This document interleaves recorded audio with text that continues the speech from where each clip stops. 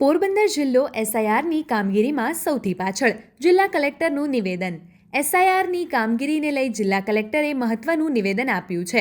પોરબંદર જિલ્લાની અંદર સૌથી ઓછી અને પાછળ કામગીરી ચાલે છે. માત્ર 58% કામગીરી થયાના ચોંકાવનારા ખુલાસા જિલ્લા કલેક્ટરે કર્યા છે. પોરબંદર જિલ્લામાં લોકોની સૌથી વધુ અવેરનેસ આવે તે માટે જિલ્લા કલેક્ટરે આહવાન કર્યું છે કે લોકો પોતાના ફોર્મ બીએલઓને તાત્કાલિક પહોંચતા કરે. આવનારી 4 ડિસેમ્બર સુધી જ બીએલઓએ ઘરે આવીને કામગીરી કરશે. બાદમાં તમારે તમારી બાકી રહેતા પરિવારજનોના પુરાવા સાથે જે તે સ્થળે જઈ અને કામગીરી નોંધણી, નવી નોંધણી, ફેરફાર, મતદાર યાદી સુધારણા માટે કરવી પડશે. સૌથી ઓછી કામગીરીને લઈને પોરબંદર જિલ્લો પાછળ હોવાનું જિલ્લા કલેક્ટરે નિવેદન આપ્યું છે. ઇલેક્શન કમિશન ઓફ ઇન્ડિયા એટલે કે ભારતના ચૂંટણી પંચ દ્વારા હાલ 12 રાજ્યોમાં મતદાર યાદી સઘન સુધારણાનો કાર્યક્રમ ચાલી રહ્યો છે, જેને આપણે એસઆઈઆર સર કહીએ છીએ.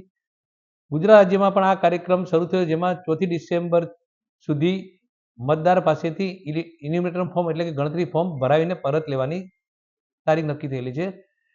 આપણા પોરબંદર જિલ્લામાં અત્યાર સુધીમાં 5,01,743 મતદારો છે. તે પૈકી 2,92,927ના ફોર્મ મળ્યા અને ઓનલાઈન આપણે સબમિટ પણ કરી દીધા છે, જે ટકાવારી થાય છે લગભગ 58% ઉપર. રાજ્યની ટકાવારી 67% છે. આપણે પાછળ છીએ, એટલે આ તકે હું તમામ મતદારોને અપીલ કરું છું કે આપની પાસે પણ જે ફોર્મ આવ્યા છે એ ફોર્મમાં આપની પાસે જે કંઈ વિગતો ઉપલબ્ધ થઈ વિગતો સાથેનું ફોર્મ આપ બીએલઓને જમા કરાવો, જેથી કરીને આપનું પણ ફોર્મ ડિજિટાઇઝેશન થઈ જાય અને મતદાર યાદીમાં આપના નામ ઉમેરવાની કાર્યવાહી ઝડપથી થઈ શકે.